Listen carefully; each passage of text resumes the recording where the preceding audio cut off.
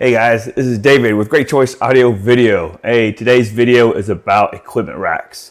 Now, we constantly are talking about why you should have an equipment rack in your home to house all the equipment versus putting all the equipment into an enclosed cabinet, on shelves, things of that nature. So this is a rack, and the racks come in many different shapes and sizes, meaning heights and depths. You can get them as a 20-inch in depth, you get them in 24 inches in depth, and you can get them from super small, from I want to say like a 9U, something like that, to a 42 rack. This is a 42U space rack, so pretty tall rack. Now, when doing a rack, it's very important to oversize your rack a bit. For future expansion. I mean, you never really want to size the rack for exactly what you have now. So I would advise to have extra spaces available where you can add equipment in the future for shelving, spacing, ventilation, fan kits, all kinds of cool things. So this is a rack that was done. This rack has been revamped many times over the many years. And so I'm just going to show you a couple of key examples of why you want to do a rack for future expansion. For instance, we've done this many years ago, and a lot of things have changed. And so now we want to do a total cleanup, make it nice and neat, relabel everything, because we've brought in a bunch of new lines. We're going to be bringing in a bunch more lines because we have camera systems. We have two different camera systems. We have new Ethernet switches. We added a 24-port PoE switch on the back, which I'll show you here in a second. We have an 8-port regular switch. We have an alarm controller, Panamax surge protection. We have an alarm NVR, more Panamax surge protection. We have Marantz preamp, phase amplifiers, and all kinds of stuff in this rack. So a lot of things have changed, and the nice thing about racks is that how easy it is to service, get to, change things out. So this is another big reason to do racks. So for instance, let's turn this bad boy around. And again, just the simple fact that I was able to turn the equipment around, pull it out, and even get to it. That's a huge plus for any service guy or audio video company like ourselves to come in, whether we did the job or if someone else did the job, to come in and be able to even get to the back of the equipment, to easily exchange things, plug things in, and make it nice and neat. It's a huge plus, guys. So anyway, so there's side panels, and we're able to easily take off the panel. And again, this rack was done many years ago, and so we're fixing to revamp the entire thing. We just installed this whole network up here. So everything's temporarily plugged in and whatnot. But the main reason for this video, guys, is to show you that this is kind of the before, taking over a rack with lots of equipment in it. We're going to be taking some things out that we're not using anymore. But the fact that we can easily access the equipment, the whole side, the back, we can turn it around. And again, it's a mess right now because this is the reason why I'm doing the video. I want to show you how we can come in and make it super nice and neat, super labeled, take out all the old stuff. And if this was in like I said, in a closet, on shelving, it would be a nightmare to try to work on anything especially with this amount of equipment and wiring. You just can't make it look neat. You can't hardly work on it.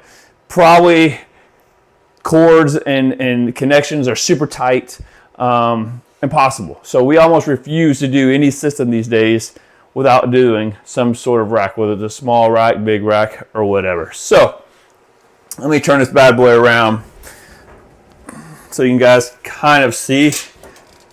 And again, this is on caster, so it makes it super nice.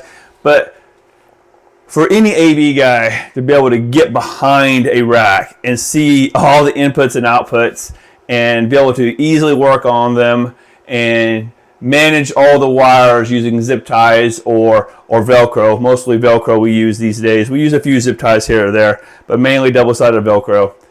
it's a huge plus, and it's a way less of a headache because, and it's just easier to get to. And then making sure everything is properly labeled. So like I said, we're going to revamp this whole thing from top down. And I want to show you, this is the before, and we'll have another video showing you completely done. But so many things by properly placing everything. So like right up here we have surge protection for things to plug in this top section of the rack. And then we have also surge protection in the middle section of the rack.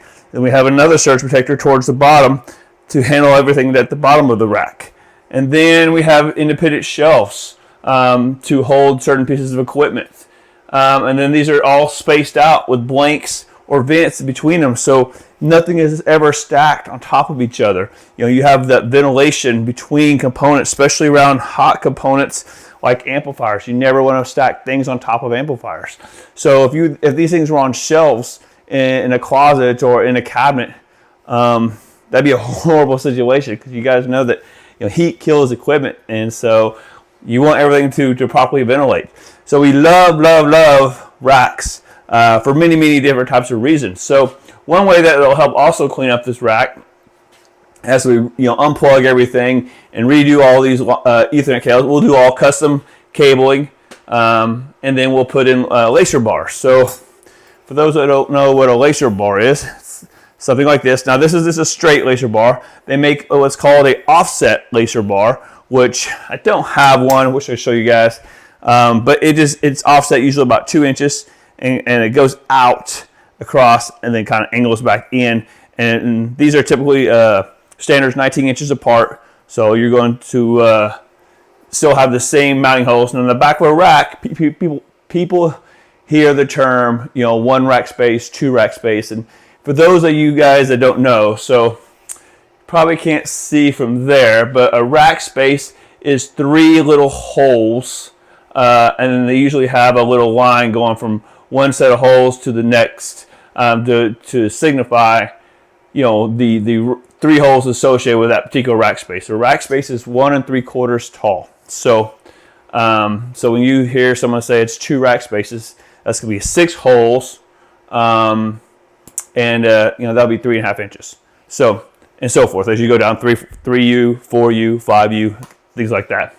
So when we're drawing out a rack, we put in the exact sizes of all the shelves that's needed, or all the rack ears that's needed. If it's something that doesn't require shelf, that's actually rack mountable, comes with rack ears, like a receiver, an amplifier, surge protection, Ethernet switches, routers, things of that nature. So knowing all of that, everything's properly spaced, and then we can start putting lacer bars. And typically we'll put a lacer bar, whether it's a straight bar like this or a offset one, right behind. So for instance, anything that's got any connections, so like the switch here, you want to keep everything nice and clean. So it's going to go straight across and in to the component, and then everything will have a label on it. So you'd never want to guess what's what. And so every power supply, every Ethernet cable will have a label.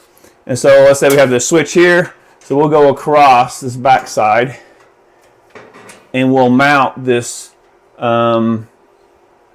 strip. I'm sure I'm staying in the way, but we'll put a strip right here.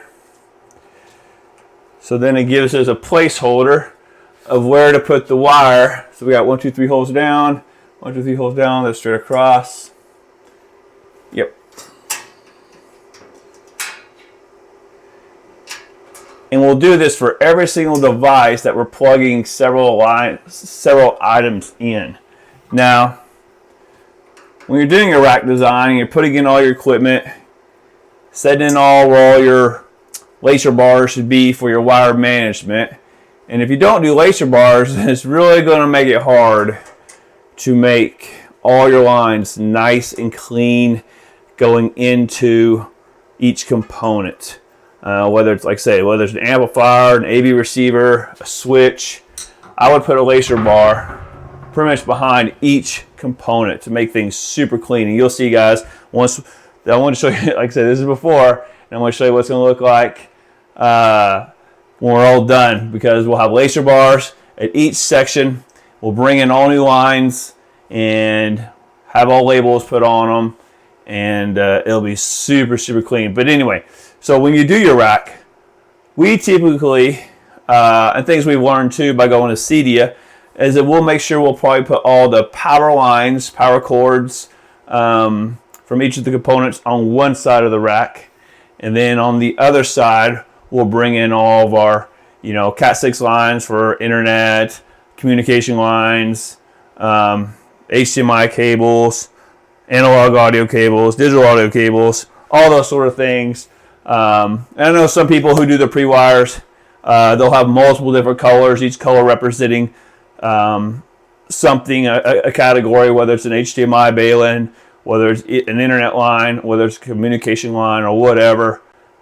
So in this one, we have several different colors as well. Some people do all same color, but whatever it is, we still label at the end. I'll take one of these off. I'll show you guys what I'm talking about. Here's this green one here.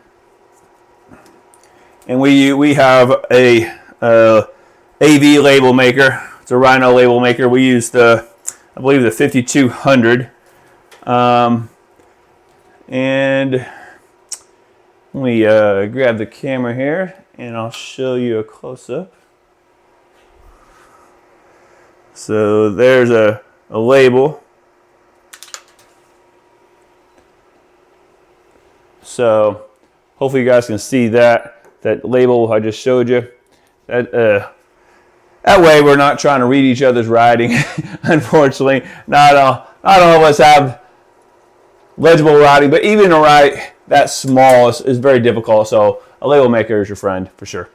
So anyway, guys, just wanted to do a quick little video just to show you how racks are super important, especially when doing multiple pieces of equipment. And typically today we're doing more and more pieces of equipment, and it's all going in one location. So the rack size varies, but the same thing goes with making it nice and clean, nice and neat, wire managed properly with all the labeling, everything going on one side, power going on the other side, laser bars, fan equipment, for thermal management, and all that kind of stuff. So if you guys got any questions, leave them in the comments down below about racks, because we love to do racks. Like I said, we've all been to Arcadia for training on doing racks. So can't wait to show you guys what this is going to look like when we're done, because it looks very, very, very, very, very bad right now.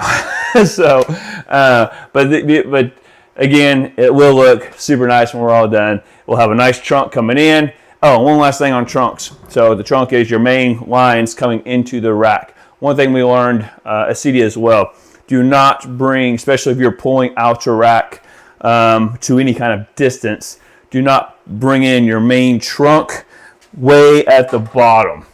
The reason for that is you don't want those lines to be dragging the floor every time you bring the rack in and out, because they could get caught up on something, could get caught up on the wheels or the casters, or just the excessive, depends on how many times you bring it in and out. It just could be wear and tear on the wires. That's not really recommended. So my recommendation and Arcadia's recommendation is to bring your trunk up just a little bit, so then when you push it back and forth, pull it in and out, whatever, nothing is dragging, because you do have a service loop of wire, that allows you to pull it in and out, so nothing's dragging on the ground. So just a couple of tips, and hope you guys enjoy the video. So leave any comments down below. Enjoy hearing you guys' comments. So until next time, guys, we'll see you on the next one.